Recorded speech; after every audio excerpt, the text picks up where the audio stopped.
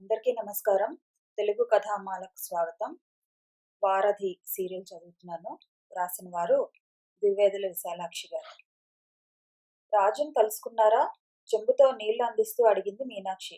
ఆ, వాడి కోసమే రాత్రి ఉండిపోవలసి వచ్చింది. భార్య వచ్చిన నీళ్లతో కాళ్ళు కడుక్కుంటూ అన్నాడు శివయ్య. ఎలాగున్నాడు? ఏమంటాడు? అనేందుకేముంది, ఈ సెలవులకి రాడట. ఏం, ఎందుకు రాడు? కారణాలేవో చెప్పాడు గాని అసలు విషయం వాడికి రావాలని లేదు. నీ రాసిన ఉత్తరం ఇచ్చారా? చదివి ఏమన్నాడు? ఉత్తరమైతే ఇచ్చాను గాని దానిని వాడు చదువుతాడనే నమ్మకం నాకు లేదు. రాజు చాలా మారిపోయాడు మీనాక్షి. వరదం అంటూ నువ్వు ఏ కొస నుంచి పిలిచినా ఓ అని పలికే స్థితిలో లేడు. ఈ మార్పు మంచికే వచ్చిందో చెడ్డకే వచ్చిందో నాకు తెలియదు. రాత్రి 10 గంటల ప్రాంతంలో గదికి వచ్చాడు. ఎక్కడికి పోయావు అంటే బజార్లో తిరుగుతున్నాను అన్నాడు. ఆ మాట నిజమే కావచ్చు, కానీ చెప్పిన తీరులో బెరుకుదనం, భయం లేవు. నా బ్రతుకు నా ఇష్టం అన్నట్లుగా ఉంది. సరిలే, ఇంతకీ మనం కోరుకున్న మార్పు అదేగా. ఇప్పుడు దానికోసం దిగులు ఎందుకు? అన్నాడు శివయ్య. రాజు మారిపోయాడుట. ఆ మార్పు నా నుంచి దూరం అవ్వమనే ప్రోత్సాహం నుంచి వచ్చిందన్నమాట. నా పరుషవచనాలతో రాజు మనసు విరిగిపోయి ఉంటుంది. భర్త చెప్పినట్లు ఈ వదిన చెప్పుతున్న ప్రేమాభిమానాలు నటన అని తలచి ఉంటాడు. తన ప్రేమాభిమానాలనే బంకమట్టితో నేర్పుగా ఓర్పుగా మలుచుకున్న బొమ్మ రాజు. మమత అనే రంగులు పులిమి చూసి ముచ్చటపడ్డది. కానీ అజాగ్రత్తగా సరిగా ఎండకుండా చేజార్చింది. అది ముక్కలై ఎందుకు పనికిరాకుండా పోయిందని భర్త మాటల వలన తెలుస్తున్నది. తన పొరపాటు వల్ల జరిగిన ఈ పని ఫలితాన్ని మంచిదైనా చెడ్డదైనా తను సంతోషంగా స్వీకరిస్తుంది. కానీ ఈ సంఘటన రాజు జీవితం మీద దెబ్బతీస్తే తను సహించలేదు. ఇది అతడి ఉన్నతికి మార్గదర్శకం అవ్వాలి కానీ అధోగతికి మూలం కాకూడదు. దీనివల్ల రాజు భవిష్యత్తు దెబ్బతినకూడదు. మనసులోనే రాజు అభివృద్ధిని కోరుతూ భగవంతుణ్ణి ప్రార్థించింది మీనాక్షి. మీకు వరదుణ్ణి గురించి ఏమీ తెలియదు. వాడు ఎంత మారిపోయినా నా పట్ల వాడికి గల నమ్మకం పోదు. నేనేం చేసినా వాడి మంచికి కోరి చేస్తానని గుర్తించకపోడు. నేడో రేపో వరదుడు తప్పకుండా వస్తాడు అంది మీనాక్షి నమ్మికతో. తమ్ముడి ఎదుటపడి మాట్లాడి వాడి మనసు తెలుసుకున్నాననుకున్న మనిషి అంత నమ్మకంగా భార్య మరిది వస్తాడని చెప్తుంటే నిజమే కామోసు, రాజు గురించి తనకేమీ తెలియదేమో అనుకున్నాడు శివయ్య. ఆ రోజంతా మరిది రాక కోసం మీనాక్షి ఎదురుచూస్తూనే ఉంది. ఉదయం నుంచి వీధి గడప వదలని ఆమెను చూస్తూ, మీనాక్షమ్మ, ఇంకా నీ ముద్దుల మరిది రాలేదా అంటూ ప్రశ్నించారు దారిన పోయే ఆడవాళ్లు. ఈ రోజంతా వాడికి కాలేజీ ఉంటుంది మీనాక్షి. సెలవులు రేపటి నుండి ప్రారంభం. ఒకవేళ వచ్చినా రేపు కాని రాడు అన్నాడు శివయ్య భార్యను హెచ్చరిస్తూ. ఎండ చల్లబడుతుంటే ఏటికి పోయి బిందెడు నీళ్లు తెచ్చుకోవాలంటూ బయలుదేరింది మీనాక్షి. ఉదయం తెచ్చిన నీళ్లు అయిపోయాయా? శివయ్య ప్రశ్నించాడు. ఒక బిందెడు వంటకి తాగేందుకు సరిపోయాయి. రెండో బిందెలో పూర్ణ మట్టి చేతులు ముంచేసింది. భర్త వైబోయే ఇంకొక ప్రశ్నని వినిపించుకోనక్కర్లేకుండా వడివడిగా అడుగులు వేసింది మీనాక్షి. నీలాటి రేవులో ఆడంగులు అట్టేమంది లేరు. వచ్చిన వాళ్ళైనా సాయంకాలం వంట పనులకి వేళ మిగిలిపోతున్నదన్న తొందరలో బిందెలు ముంచుకుపోతున్నారు. తలతల్లాడుతున్న ఇత్తడి బిందెకు మరి కాస్త చింతపండు రాసి ఇసుకతో తీరిగ్గా తోముతున్నది మీనాక్షి.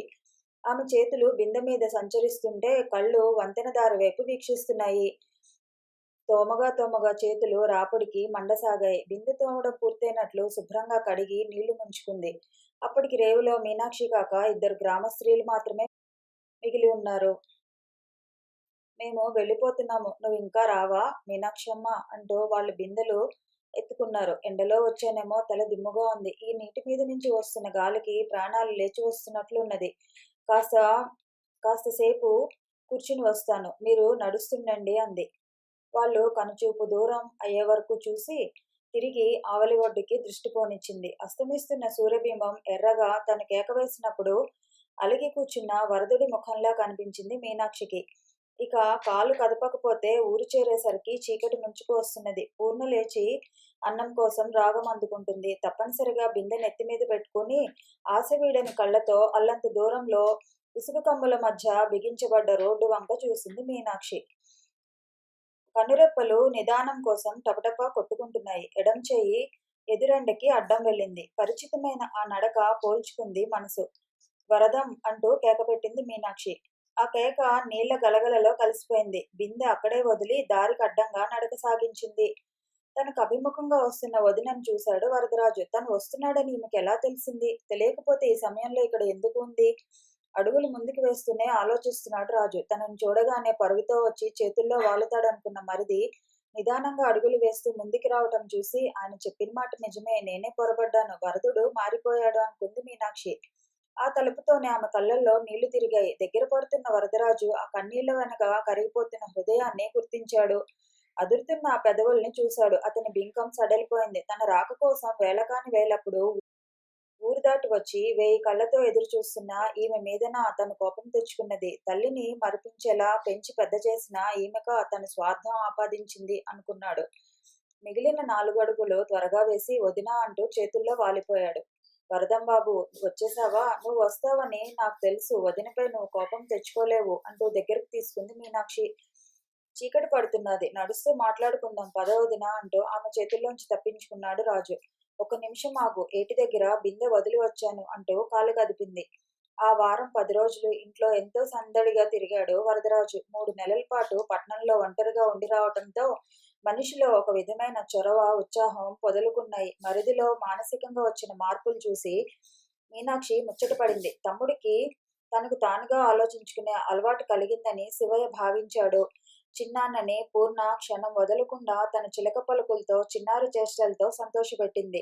దసరా పండుగ పూర్తయి పట్నానికి వెళ్ళిపోయే ముందు వరదరాజు మనసు ఏటిలోని తేట నీరులా నిర్మలంగా ఉంది. తను మూర్ఖంగా రావటం మానుకుంటే ఎంత ఆనందాన్ని నష్టపోయేవాడు, ఎందరి మనసుల్ని కలతపెట్టేవాడు అనుకున్నాడు. కొత్త బట్టలు కట్టుకుని అన్నకి వదినకి నమస్కరించి పూర్ణని ఎత్తుకుని ముద్దులాడి పట్నం దారి పట్టాడు వరదరాజు. వీధిలో కాలు పెడుతూనే మళ్ళా ఎప్పుడు రావటం వరదం అంది మీనాక్షి. అంతా సవ్యంగా సాగిపోతే పెద్ద పరీక్షకి వస్తాను వదినా, లేక ఈలోగా ఏదైనా అవసరపడితే నువ్వు ఎప్పుడు రమ్మని కబురు చేస్తే అప్పుడే వస్తాను. ఈ ఊరికి ఆ ఊరు ఎంత దూరం కాబట్టి అన్నాడు. మీనాక్షి వరదరాజు జవాబుతో సంతోషించింది. ఇంకా అతడి చదువుకేమీ ఆటంకం రాదని నిర్ధారించుకుంది. చిన్నాన్న, నేను నీతో ఊరికి వత్తా అంటూ వెంటబడింది పూర్ణ. ఇదిగో, నేను చదువు పూర్తి చేసి ఉద్యోగంలో చేరగానే అమ్మని, నాన్నని, నిన్ను అందర్నీ పట్నం తీసుకుపోతాను అంటూ పూర్ణ బుగ్గలు పునికి ముద్దు పెట్టుకున్నాడు. ఈసారి ఏరు దాటి పట్నంలో కాలు పెడుతుంటే ముందు మాదిరిగా దిగులు కలగలేదు వరదరాజుకి. ఏదో సాధించాలన్న ఉత్సాహం, పట్టుదల కలిగాయి. జీవితమంతా కళ్ళ ముందు పరుచుకుని ఉన్న పచ్చని పచ్చిక మైదానంలాగా సుందరంగా కనిపించింది.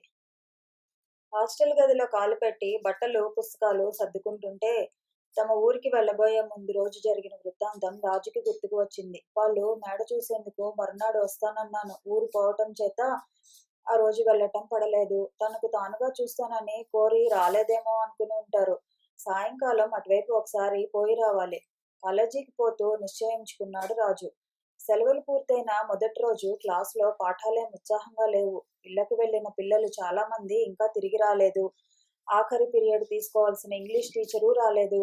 4 గంటల ప్రాంతంలోనే రాఘవయ్య గారి మేడవైపు నడక సాగించాడు రాజు. గేటు ముందు ఎర్రయ్య స్థానంలో ఇంకొకడున్నాడు. లోపలికి వెళ్లేందుకు వీలు లేదని అడ్డగించాడు. నా పేరు వరదరాజు, మీ అయ్యగారితో చెప్పు అన్నాడు రాజు. అయ్యగారు ఊళ్ళో లేరు అన్నాడు వాడు. పోనీ అమ్మాయి గారు ఇంట్లో లేరు. ఏ మాట చెప్పినా వీలు లేదని అడ్డగించేవాడు కాపలావాడు. వాడు ఎర్రయ్య కొడుకు. తండ్రి పని మీద ఊరికి పోతే తిరిగి వచ్చే వరకు ఆ పని తను చేస్తున్నాడు. మేడ మేడ మీద కానీ తోటలో కానీ ఎవరైనా కనిపిస్తారేమో అని అటు ఇటు చూశాడు రాజు. ఎక్కడా మనుషులున్న అలికిడి లేదు. కాపలావాడు చెప్పింది నిజమే అయి ఉంటుంది. ఇంట్లో ఎవరూ ఉన్నట్లు లేదు అనుకున్నాడు. అనూరాధ 4-5 రోజుల వరకు వరదరాజు కోసం చూస్తూనే ఉంది. ఆ పిల్లల్ని చూడగానే ఎందువల్లో మంచివాడు అన్న భావం ఆమెకు కలిగింది. మరునాడు వస్తే ఇల్లంతా చూపించాలనుకుంది. ఇటువంటి మేడలు, తోటలు ఎప్పుడు చూసి ఉండడు. అందుకే అంత సంతోషంగా మరునాడు వస్తానన్నాడు అనుకుంది. తన గదిని, పుస్తకాలను అందంగా అమర్చుకుంది. స్కూల్ నుంచి రోజుకన్నా ముందుగా వచ్చి అలంకరించుకొని కూర్చుంది. కూతురు గది సర్దుకుంటుంటే తల్లి వచ్చింది. ఈ రోజేం ఇటువంటి బుద్ధి పుట్టింది అంటూ ప్రశ్నించింది. వరదరాజు మాట చెప్పింది అనూరాధ. ఇల్లు చూస్తానంటే ప్రతి గది చూపిస్తారేమిటి?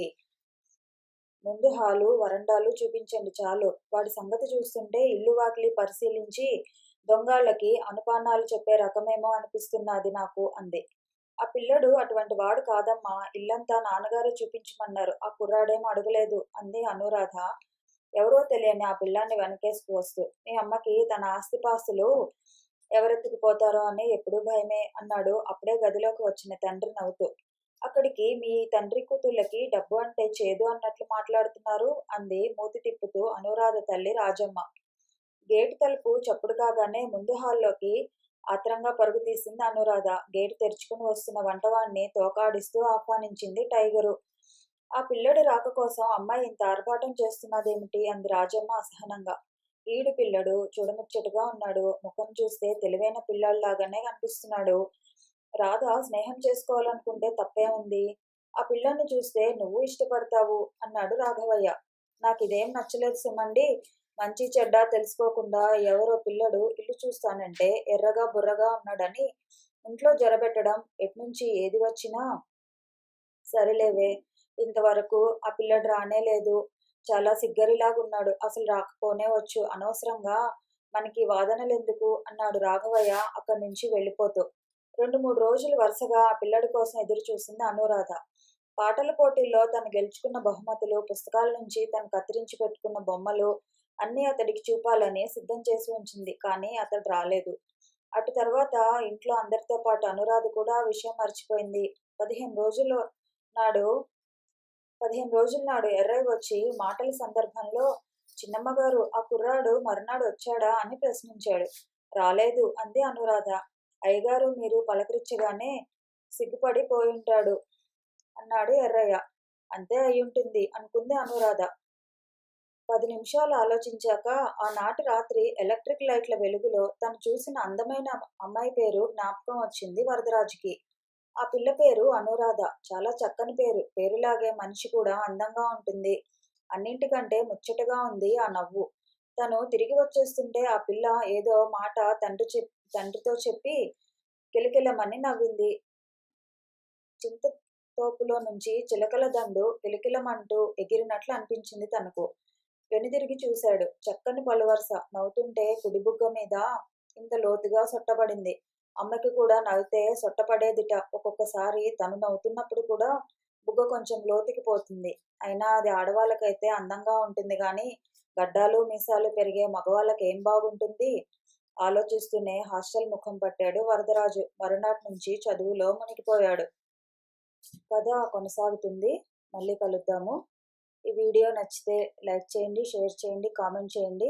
ఛానల్ని సబ్స్క్రైబ్ చేయండి.